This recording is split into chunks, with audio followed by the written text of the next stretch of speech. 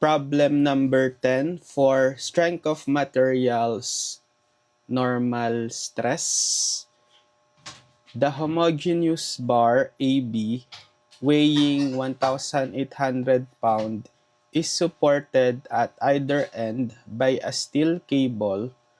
Calculate the smallest safe area of each cable if the working stress is 18,000 psi for steel. Yan, sa meron daw tayong homogeneous bar AB weighing 1,800 pound. Supported siya by 2 steel cable sa dulo. Okay? Calculate the smallest safe area of each cable if the working stress is 18,000 psi for steel. And so, hanapin daw natin yung safe area dito sa parehong steel cable cross-sectional area if yung working stress lang sa kanila is 18,000 psi. Yan. So, para makuha natin yon, analyze muna natin using statics. Kuhain natin yung force dito sa steel cable, dito sa A, tsaka sa B. Okay? So, kapag dinraw natin yung FBD,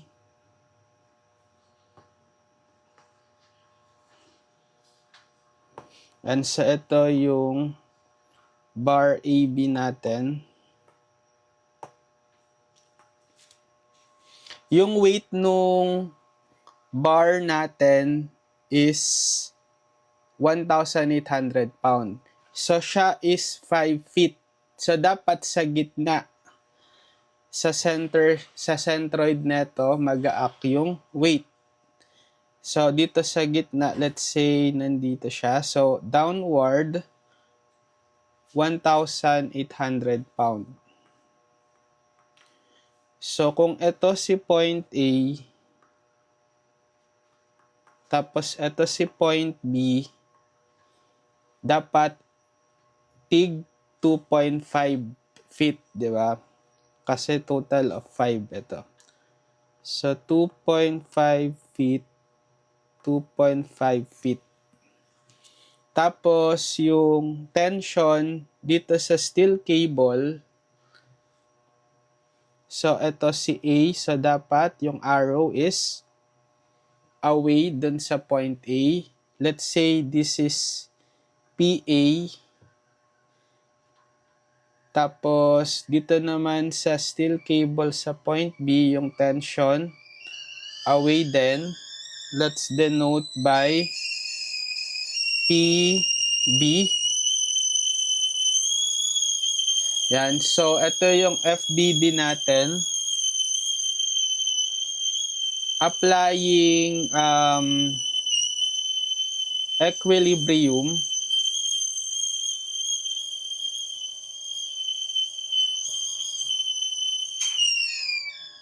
Summation of force in Y should be equal to 0. So, pataas if positive, if pataas. So, PA plus PB minus, so pataas sila kaya positive, minus yung pababa na force, 1/8 equal 0. Let's say this is equation 1. So, kukuhain natin pareho yung PA tsaka PB. Next, moment naman tayo. Summation of moment about B, pwede rin sa A, is equal to 0, positive if clockwise. Yan. So, kay PA, ang moment arm niya is 5, right? 2.5 plus 2.5.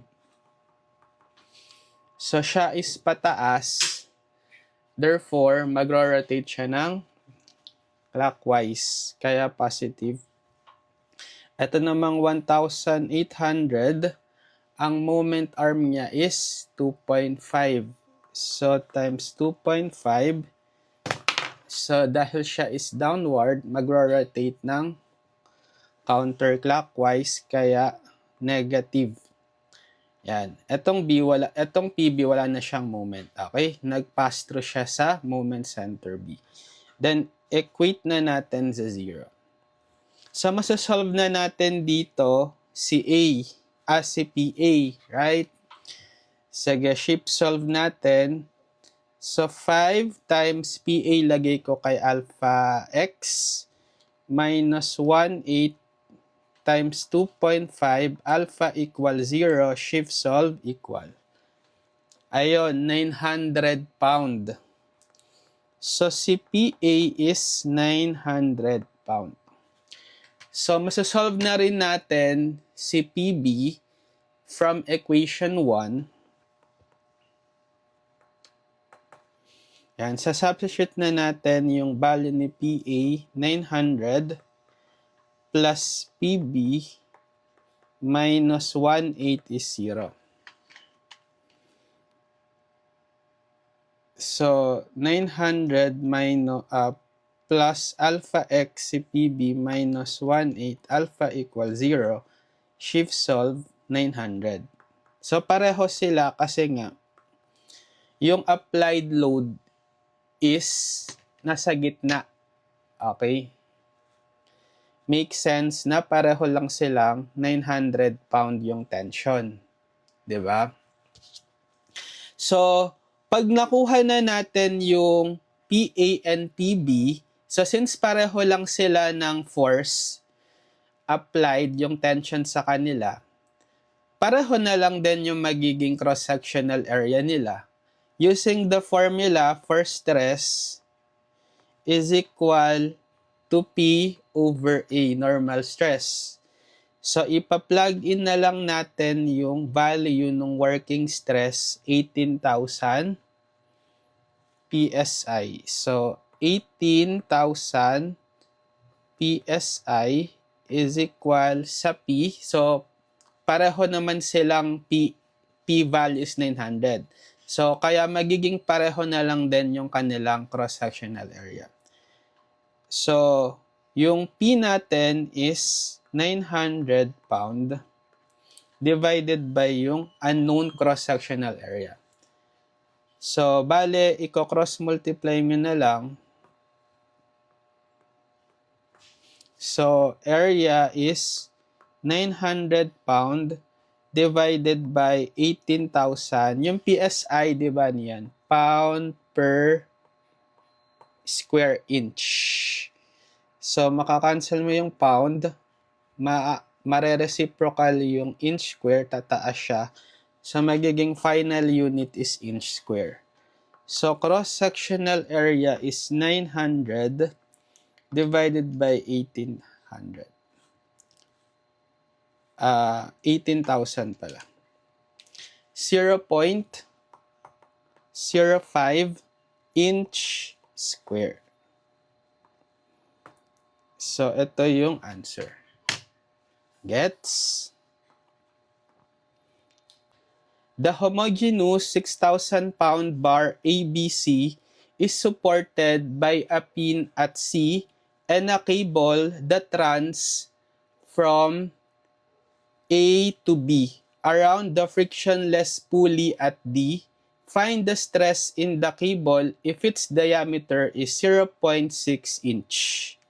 At so meron naman tayong homogeneous 6,000 pound bar ABC.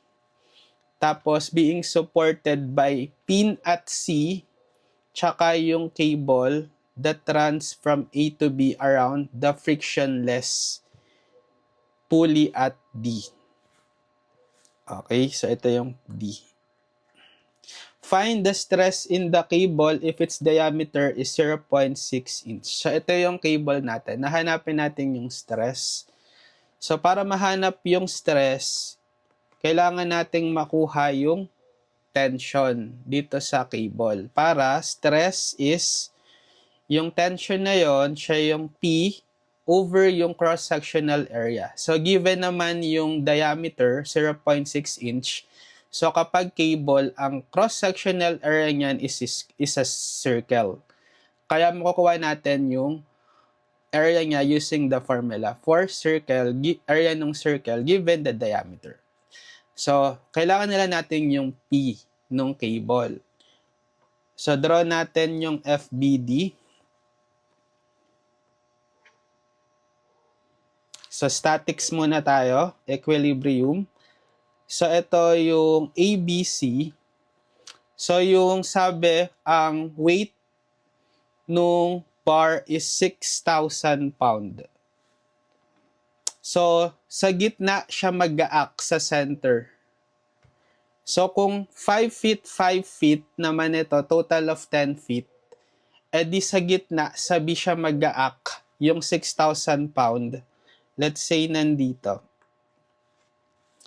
6,000 pound. So, ito si point B. Tapos, ito si A. Ito si C. Ano yung ilalagay pa nating force? Dito sa C, meron tayong pin. Ibig sabihin, merong reaction. Diba, pin siya. May vertical tsaka horizontal reaction. Sige, lagyan natin. Assume lang tayo, yung vertical reaction pataas, CY. Tapos, yung horizontal reaction pakanan, CX. Tapos, yung cable. So, dito sa B, merong pataas. Kasi tension siya, so dapat yung arrow is away dun sa point of application. Let's say T. Tapos, dumaan siya sa frictionless pulley. Ibig sabihin, kung ano yung tension dito sa BD, dahil frictionless ito na rin yung magiging tension dito sa AD. Right? So, ito yung magiging cable AD natin with tension T na rin. Okay? So, kailangan natin dito ng slope kasi inclined siya. Makukuha natin dito sa given dimension. So, 'di ba, yung rise niya is 3 feet. Tapos yung run niya is 5. Bale, sige, extend natin. Ang slope nito is 3 to 5. 3 to 5, no? Tapos pag kinuha natin yung hypotenuse, this is right triangle, Pythagorean, is square root of 5 square plus 3 square. Square root of 34. Yan. So, ito na yung FBD natin. Applying equation of equilibrium. So, maganda kung mag-moment tayo about C para makakancel na sila sa equation, yung reaction sa C. Itong CY tsaka CX. So, summation of moment about C is equal to 0, positive if clockwise. By the way, ito is 5 feet, 5 feet. Yan. So, etong 6,000 pound, ang moment arm niya is 5. Tapos, magro-rotate siya about C na dahil pababa siya counterclockwise, so negative. Etong T naman na to, ang moment arm niya is 5, so T times 5. So, dahil pataas siya, magro-rotate siya ng clockwise, kaya positive. And then, etong T na to, so, kapag kinuha natin yung components niya, 'di ba magkakaroon siya ng TY. Oops. Vertical component tsaka Tx horizontal component. Bale, mawawala na ng moment yung Tx kasi magpapass through siya sa moment center. Ito na lang Ty, yung may moment.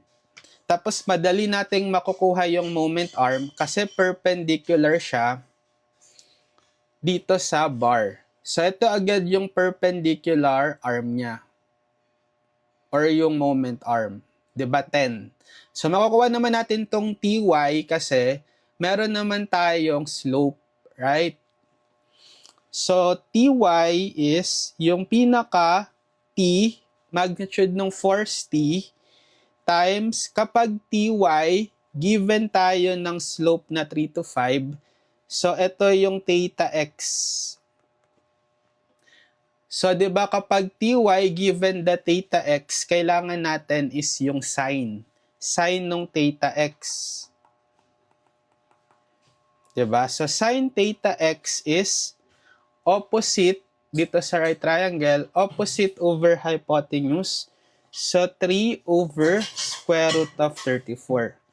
So, etong sine theta x niya, formula for Ty is T times sine theta x na 3 over square root of 34. Tapos, yung moment arm na 10 nga. Anong rotation niya? Upward si Ty, so clockwise, positive. And then, wala na. Pwede na nating equate sa 0. Yan. So, shift solve na lang natin sa calcu. One equation in one unknown na lang tayo na T. Masasolve na agad natin si T. So, negative 6,000 times 5 plus 5. Yung T lalagay ko kay X. Then, plus etong 3 over square root of 34 times 10X. Yung T ulit. Alpha equals 0, shift solve. Ayun. So, yung T is 2957.13 pound. So, pag meron na tayong T, makukuha na natin yung stress kasi may formula tayo na stress is P over area. Yung P siya yung T. Okay? Bale, 2957.13 pound divided by yung area. Kapag circle, cross-sectional area ng cable is circle, given yung diameter, 0.6 inch, ang formula ng area ng circle given diameter, pi d square over 4. Right? So, etong D, mapapalitan na natin ng yung value 0.6 inch square. Yan. So, ang magiging, didistribute niya yung square, magiging 0.6 square inch square. Yan. Ito yung unit, pound per inch square or PSI. So, i-input lang natin ito. Fraction. So, numerator is 2957.13 divided by pi times 0.6 square over 4. So, 10,458.71 pound per inch square or PSI.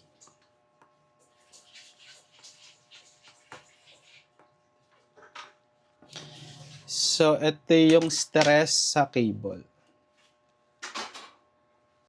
Determine the largest weight W that can be supported safely by the structure shown in the figure below. The working stresses are 16,000 PSI for the steel cable AB and 720 PSI for the wood strut BC. Neglect the weight of the structure. Okay, so ito naman yung figure natin. Meron tayong structure shown below, meron tayong steel. Ito yung steel cable. Tapos, yung strut, BC. Meron silang sinusupport na weight W. Ang tanong, ano raw yung W, largest weight W, na pwede nilang masupport given na yung working stresses sa kanila is dito sa sa steel cable 16,000 psi. Tas may given rin na cross-sectional area 0.5 inch square. Tapos sa strut naman yung working stress niya lang daw is 720 psi. Meron ding cross-sectional area na given 16 inch square. Sige, so analyze muna natin. Statics part muna tayo. Kuhain natin yung mga forces acting dito sa cable tsaka sa strut. In terms of, magiging in terms of W muna. So, pag dinraw natin yung FBD, so let's say ito yung strut.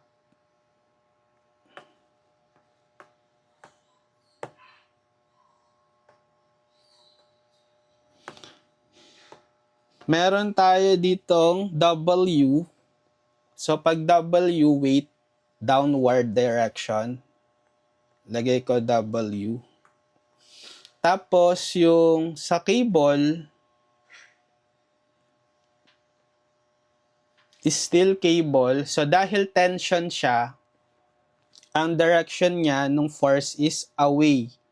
Dito sa point B to, diba? Yan. Let's say, pangalanan ko as P sub ST for steel. Tapos, dito sa C, di ba siya, supported siya by pin. Pero, dahil this is a two-force member, yung magiging resultant ng reaction dun sa C, di ba meron siyang upward, vertical, let's say, assume ko vertical is upward, tapos horizontal is to the right, dapat yung resultant neto is towards doon sa strut. So, siya yung magiging normal. Siya yung mag-a-act as axial load dito sa dito sa strut. So, instead na yung reaction CY tsaka CX ang ilalagay ko, yung na mismo, yung resultant nila na dapat yung resultant nung CY tsaka CX is towards doon sa strut kasi this is a two-force member para maging equilibrium. So, ito na agad yung sabihin natin PW. WD for the wood. Tama ba? Wood strut. Okay? So, ito na yung FBD. So, dahil incline tayo dito, kailangan natin ng slope. Makukuha ba natin yung slope? Yes, kasi given ito, yung run 9, tapos yung rise 12. So, ang slope neto is 12 to 9. 12 to 9. Tama. Ito yung 12, tas ito yung 9. Kuhain natin yung hypotenuse, Pythagorean. Square root of 9 square plus 12 square. 15. So, 15 ito. Yan. Tapos, 90 degrees yan. So, pwede na tayong mag-analyze.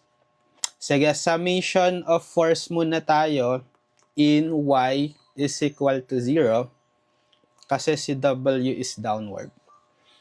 So, W, negative. So, positive pala if upward ang ating convention. So, si W pababa, so negative. Si PST, wala siyang Y component kasi horizontal to the left, right? Pero itong PWD, meron siyang Y component. Siya is up to the right. Diba? So, PWdy, PWdx. So, kailangan lang natin is yung PWdy. Pataas, so positive, bale, pag PWdy, y component, yung magnitude ng force, PWd, tapos yung sign ng theta x. So, although wala tayong theta x, pero meron naman tayong slope. So, dito yung theta x. Makukuha natin yung sin theta x as opposite over hypotenuse 12 over 15. So, yun yung ipa-plug in natin dito. 12 over 15 equals 0. So, masasolve na natin si W, si PW in terms of W. Transpose lang natin si negative W sa kanan. So, PW D times 12 over 15 is equal to positive W. Then, divide both sides by 12 over 15. Bale, PWD is W all over 12 over 15. Marireciprocal to magiging 15 over 12W. Pwede pa tong i-lowest term, di ba? Ang GCF ng 15 tsaka 12 is 3. So, magiging 15 divided by 3, 5. 12 divided by 3, 4. So, PWD is 5/4 W. Next. Doon naman sa PST. So, pag sa PST, mag-ano naman tayo, mag-summation of forces in X is 0. Kasi horizontal force siya. Positive if to the right. So, si PST to the left, minus or negative. Negative PST. Tapos, ang meron na lang X component is si PWdx. So, to the right naman siya, kaya positive. Positive, bale pag X component naman, PWD times cosine theta x. So, makukuha rin natin yung cosine theta x dito sa slope. So, pag cosine is adjacent over hypotenuse. So, 9 over 15. 9 over 15. So, yun yung i-multiply natin kay PWD. Cosine theta x is 9 over 15. Equal 0. Wala na, di ba?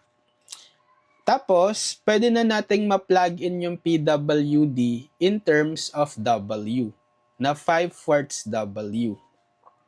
Right? So, negative PST, PWD is 5/4 W plus 9 over... Ito pwede rin tong ma-lowest term, yung 9 over 15. GCF ng 9 at 15 is 3. So, 9 divided by 3, 3. 15 divided by 3, 5. Equal 0. So, tatranspose ko na lang si negative PST sa kanan. Bale, 5/4 W times 3/5 is equal to positive PST. So, PST is equal to, cancel natin tong 5, bale 3/4 W. So, ito yung value ni PST in terms of W. So, ngayon, kukuhain natin yung stress. Pipili tayo kung ano yung, kasi design siya, so ano yung safe na value ng W. Isa-isay natin kuhain yung value ng W sa steel, tsaka kay wood. Kung ano yung mas mababa, yun yung safe. Okay? So, using the stress formula tayo, stress is P over A. So, for ano muna tayo? For steel. For steel, bale, stress ST is PST over area ST. Ang working stress sa steel is given na 16,000 pala. PSI. So, 16,000 PSI, so pound per inch square, is equal to PST 3/4 W over yung cross-sectional area given din yun, 0.5 inch square. 0.5 inch square. So, makakancel mo si inch square dahil hinahanap is W, pound matitirang unit. And kahit i-shift solve nyo na lang to sa calcu, 16,000 alpha equal to 3/4 W is X over 0.5. Shift solve equal, ayun, so W is 10,666.67 pound. Ito yung sa steel. I-check din natin yung para sa wood.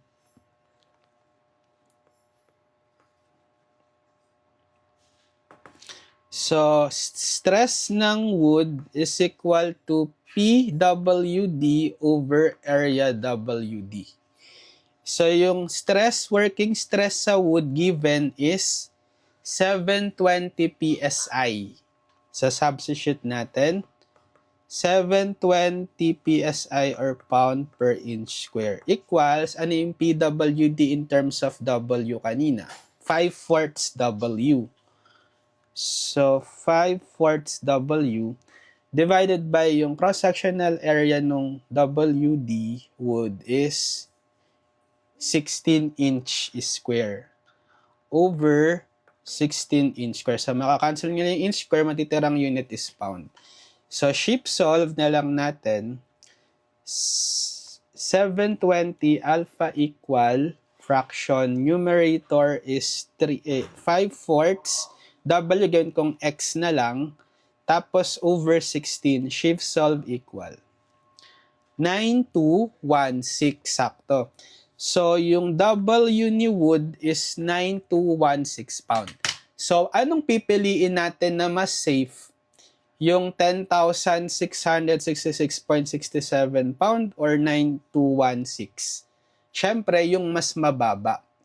'Di ba? So, kasi kapag stress siya is directly proportional sa force, sa P. Tas inversely proportional sa A. So, mas safe kung yung mas mababa. Kasi kung pipiliin nyo tong 10,666.67, magfe-fail na dyan yung wood. Kasi 9216 lang yung kailangan niya. Diba? So, therefore, use smaller W. So, W is 9216 pound. Okay. Determine the mass of the heaviest uniform cylinder that can be supported in the position shown without exceeding a stress of 50 megapascal in cable BC, neglect friction and the weight of the bar AB. The cross-sectional area of BC is 100 millimeters square. Yan, ito naman yung figure natin. Meron daw tayong cylinder supported in position shown. So, meron tayo ditong tawag dito, cable to si BC. Tapos, meron din tayong bar AB. Baka nakasingit yung cylinder dito. Etong circle, yun yung cylinder. Ano raw yung determine the mass of the heaviest uniform cylinder? Ano yung heaviest mass netong cylinder para hindi magfe-fail yung system? Given na yung stress lang dito sa cable BC dapat 50 megapascal. Also, ano pa yung given? Yung cross-sectional area nitong BC is 100 millimeters square. So, analyze muna natin. Statics part muna tayo. Kailangan mahanap yung mass netong cylinder, no? Consider ko muna yung FBD netong cylinder. Consider the FBD of cylinder. So, i-isolate natin siya. Ito yung cylinder. So, ano-ano yung mga forces na mag-a-act sa cylinder? Unang-una yung weight. Di ba? Kasi yan yung pinapahanap. So, kung ito yung center ng cylinder, yung weight niya is pababa. Magpapass through sa center pababa. Or siya is, dahil mass yung pinapahanap, equal siya sa mg. Right? Where g is 9.81 meter per second square. Acceleration due to gravity. Tapos, ano pa? 'Di ba may reaction dito? Meron tayong point of contact dito. Okay? So, maglalagay tayo ng normal force. Wala namang sinabing wala namang sinabing coefficient of friction. So, perpendicular lang. So, normal force lang. Okay. Let's say N1. Magpa-pass through din yan sa center. Ano pa? Saan pa siya may point of contact? Dito sa AB. 'Di ba? Nag-intersect dito. So, wala ring friction na sinabi. So, normal force lang yung reaction niya. Let's say, nandito. Ito yon. Yan. So, mag-i-intersect din siya dito. Ito is, pangalanan ko as N2. Yan. So, itong weight, okay lang siya downward. Itong N1, okay lang din kasi to the right. Okay? Pero itong N2, siya yung merong inclination. Di ba? Kailangan nating makuha yung slope niya. So, saan natin kukunin yung slope? So, since siya is perpendicular dito sa bar AB na meron namang given slope, di ba ito yung N2? Perpendicular siya dito sa AB, 90 degrees. Makukuha natin yung slope niyan. Sige, so kung i-analyze natin, ito si AB. Di ba ito si AB. Meron siyang slope na wala siyang direct slope pero wala kasi siyang rise. Meron siyang run, tsaka yung pinaka-length neto nung hypotenuse. Kasi right triangle to, di ba? 90 degrees to. So, ito is 4 plus 6, 10. So, ito siya 10. Tapos, meron siyang run. Pwede nyo lang i-drawing sa baba. Pwede nyo rin i-drawing dito sa baba. 6. Makukuha ba natin tong rise? Yes, by Pythagorean, di ba? Square root ng 10 square minus 6 square. 8. So, 8. Ito yung, dito nag-a-act perpendicular si N2. Paano natin makukuha yung slope niya? So, assume natin, itong theta na to is ito. Right? Tapos, dapat 90 degree siya. Diba? Yung N2 dito sa AB. So, let's say, ito is alpha. So, ano dapat ito? Kailangan nating makuha to. Alpha din dapat. Kasi, dapat 180 itong sum neto. So, kung theta ito, dapat same siya dito sa alpha. Di ba? Kasi similar triangle sila. So, pag kinuha ngayon natin kailangan natin yung alpha, which is, ano yung magiging ratio natin kapag given yung alpha. Di ba mababaliktad? Bale, with respect sa alpha, which is siya na rin yung theta x or angle with respect sa horizontal nitong N2, bale 6 to 8. Diba? Opposite over adjacent is 8. So kaya, ang magiging slope na neto is 6 to 8. Kabaliktaran ngayon neto. Which is sa statics, kung nagpa-practice talaga kayo, dapat kahit hindi nyo na-analyze, alam nyo na dapat kapag perpendicular sa isang slope, pagbabaliktarin nyo lang yung rise sa run. Okay?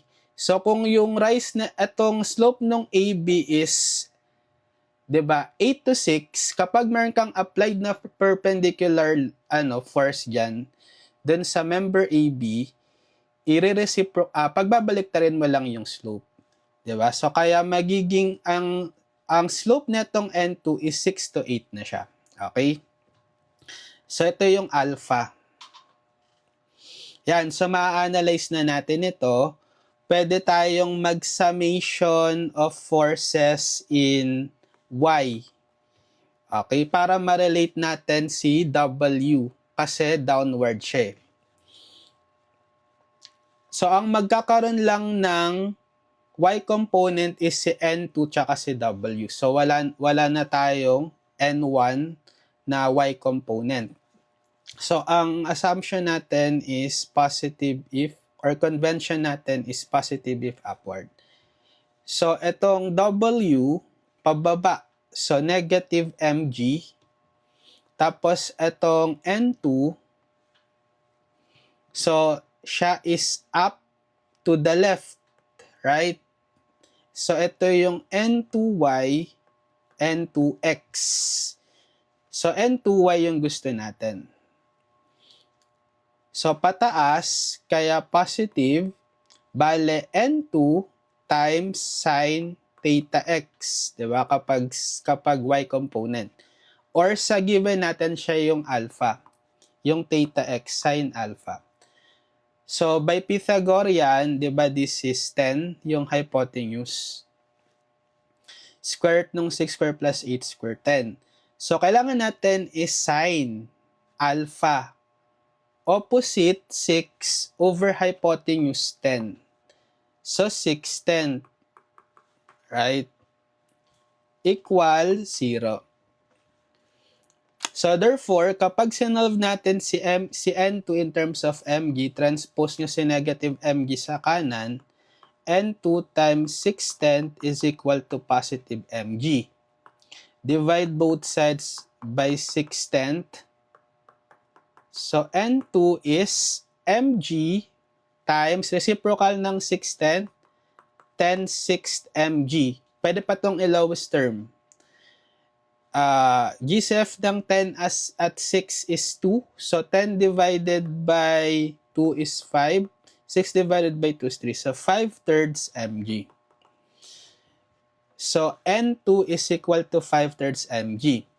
Ngayon, consider naman natin, magagamit ngayon natin to, yung relationship na to, kapag kinonsider natin yung FBD naman nitong AB.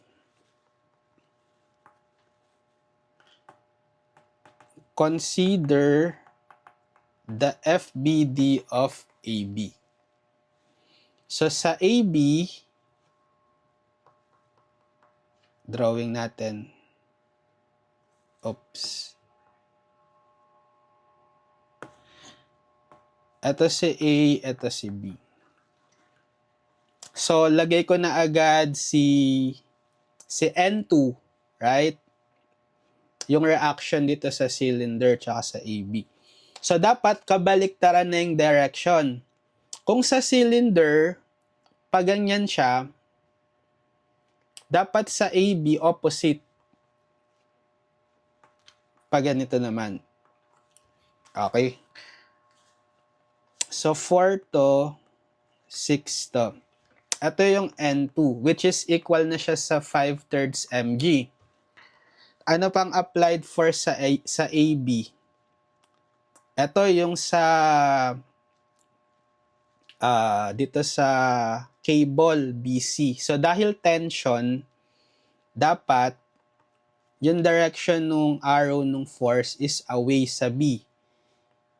Pangalan ko as PBC. Ano pa? Yung reaction dito sa A. So this is a pin.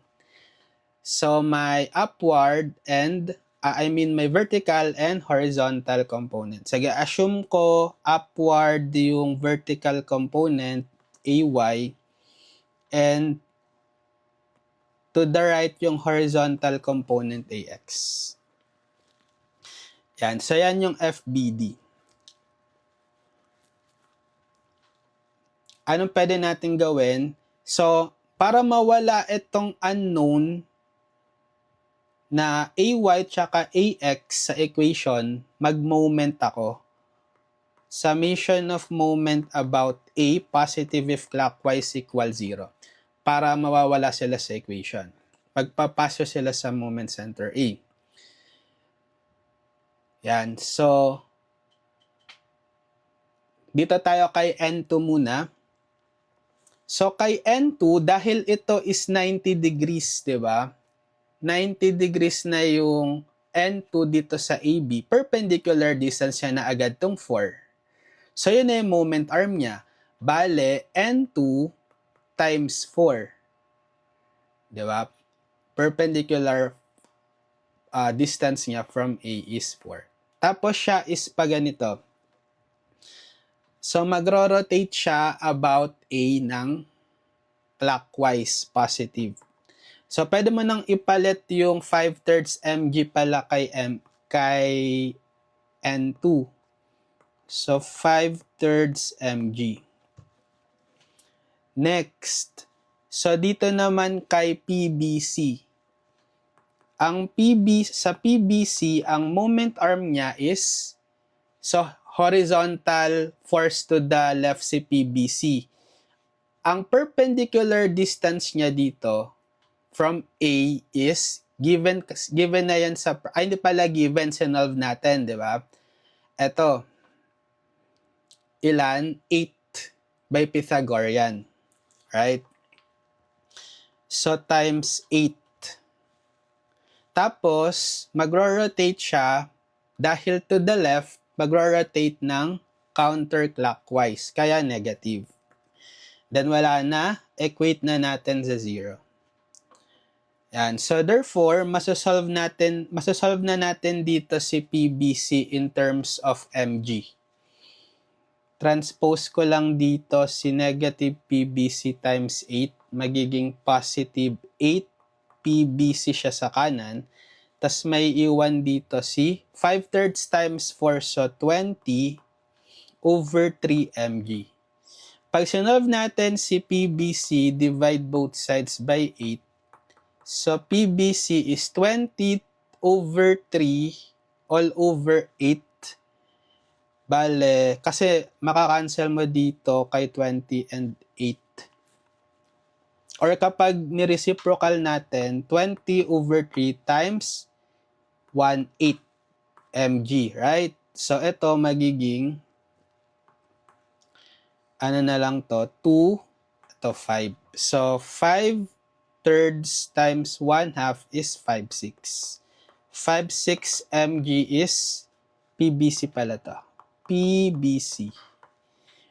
Or PBC is 5/6 mg.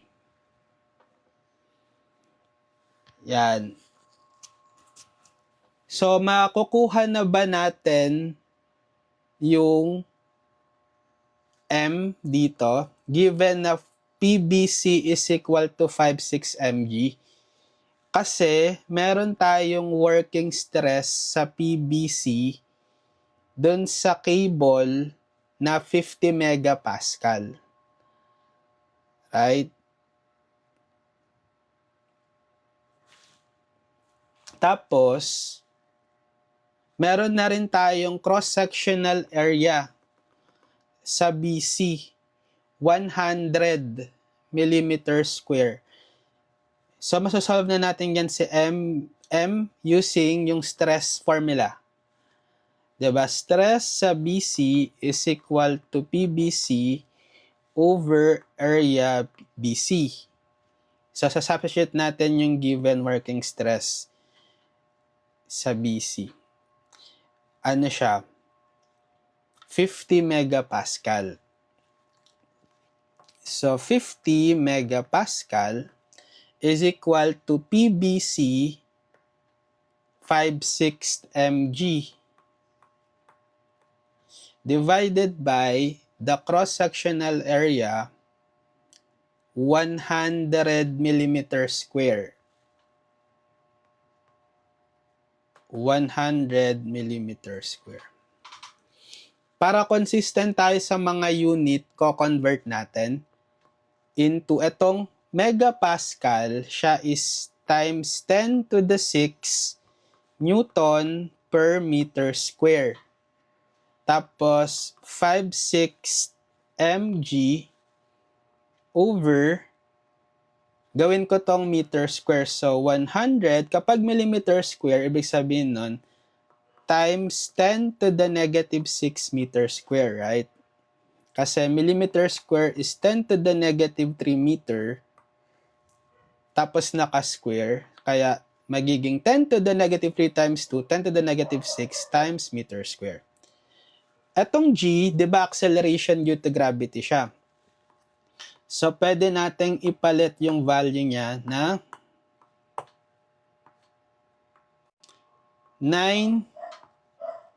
9.81 meter per second square. Dapat ang final unit sa meter ay sa mass is kilogram. Etong Newton, gawin nating kilogram. Di ba ang 1 Newton is kilogram meter per second square? Maka-cancel naman natin mga unit. Ito, cancel na si meter square. Cancel si meter per second square. So, tama-tama, matitirang unit is kilogram for M. Tapos, pwede nyo nang i-shift solve. Diba?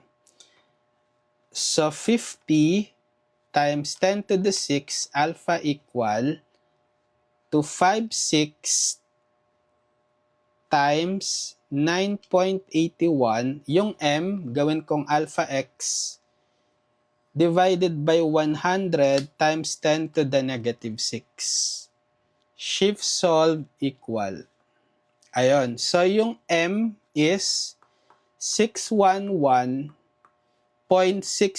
final unit, kilogram. Okay?